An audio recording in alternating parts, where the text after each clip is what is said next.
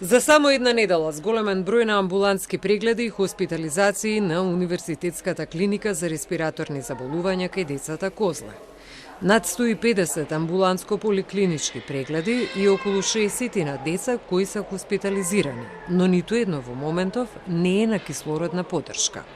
Детектираме веќе инфлуенца А, најчесто инфлуенца А вирус, што значи дека детектираме грип, меѓутоа морам да кажам дека детектираме веќе и РСВ, истовремено респираторен синцитиелен вирус кој што особено ги напаѓа доенчињата, младите доенчиња.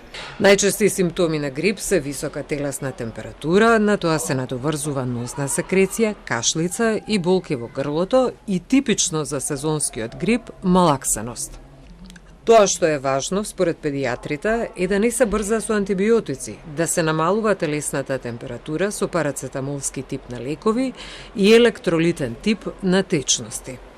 Во случај на влошување на состојбата, да консултираат педијатар. Мојата главна препорака е дете кој што има фебрилност, има температура, има кашлица, има носна секреција, да не се носи во градинка, во школо, затоа што инфлуенцата се пренесува капковно. Значи може да се пренесе директно или индиректно. Директно на што мислам? Директно со капковно со директен контакт од едно болно дете. Значи децата си кашлаат, си киваат меѓусебно, не можете вие на децата да забраните кога се во еден колектив да не кивне или да не кашла.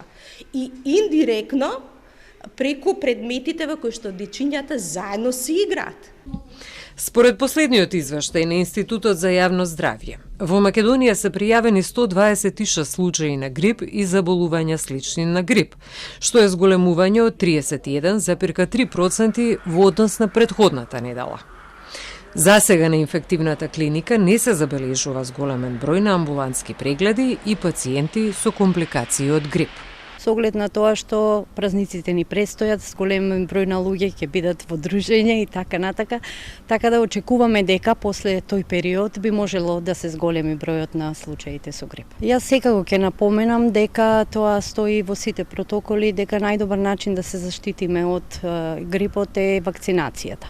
Таа се препорачува кај малите деца, кај возрастните над 65 годишна возраст, како и кај сите пациенти кои што имаат други болести, односно коморбидити, со цел да се спречат појавата на компликации. Се разбира, пациентите кај кои што ќе се развијат компликации ќе бидат соодветно третирани на нашата клиника.